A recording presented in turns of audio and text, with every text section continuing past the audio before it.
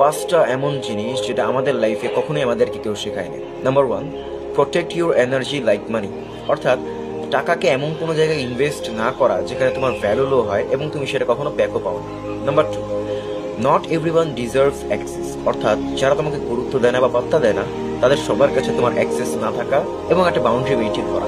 Number 3, sometimes peace is more than validation, তর্কে সবসময় সব জায়গায় জেতা লাগবে বিষয়টা এমন না, কিছু জায়গায় পিস অবলম্বন করাটাও জরুরি।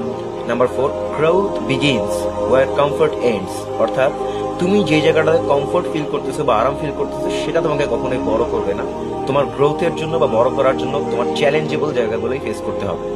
নাম্বার 5, লার্ন, আনলার্ন এবং রিলার্ন, তুমি ছোটবেলায় এমন অনেক ভুল আছে যেগুলো করে আসছে এবং বড় হওয়ার পর এমন অনেক জিনিস আছে যেগুলো শিখো নাই।